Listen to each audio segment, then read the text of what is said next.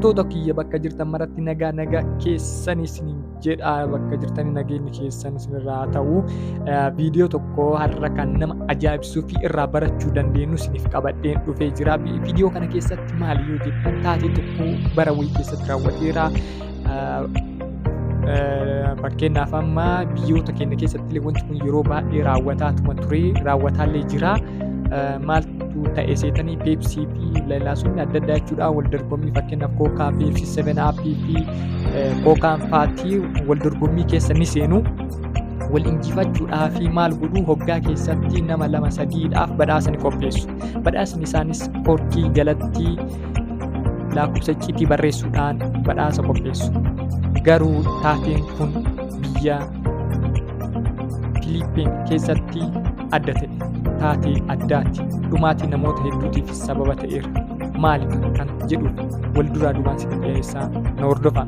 Maatii kanaaf haaraa yoo taatan subscribe godhaa.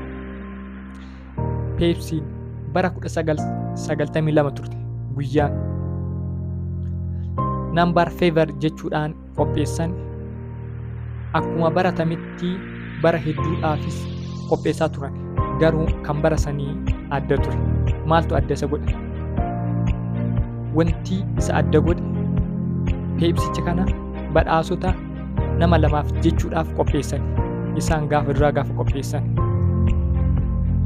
qopheessan kana maaltu ta'e? Taateen addaa wayiitu mudate. Taateen addaa kun maalidha? Namoonni baay'een peepsii kana bitatanii dhuguu jalqaban.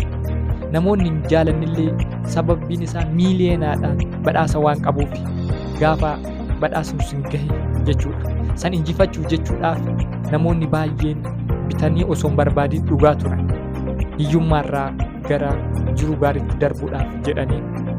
Namoonni hin qabnes naannoo qoshaashaan itti gatamu korkii deemuudhaan soquudhaan keessaa baasanii lakkoofsa icciitii kanaa guyyaa eegan. Guyyaanis turee guyyaan ni gahe. Gaafa guyyaan ga'u sanis namoonni TVdhaan darbaa TV ilaaluudhaaf manoota naannoo TV'n itti jirutti deemuudhaan irratti ilaaluu jalqaban. Namoonni hin qabnes gara nama mana TV'n jirutti deemanii ilaaluu jalqaban. Taateen kun guyyaa sun adda. Guyyaa san gammachuudhaan eegaa turan. Wanti mudate garuu wanta addaati. Badhaasnis nama tokkoof kan kennamu doolaara 40,000 ture. Doolaarri 40,000 birrii isaaniitti miiliyoona hedduu ta'a yoo jijjiiramu. Garuu guyyaan ni gahe. Guyyaan sun Mee 25 taniif isiniin jedha. Subscribe godhaa chaanalii kanaa. Bye bye.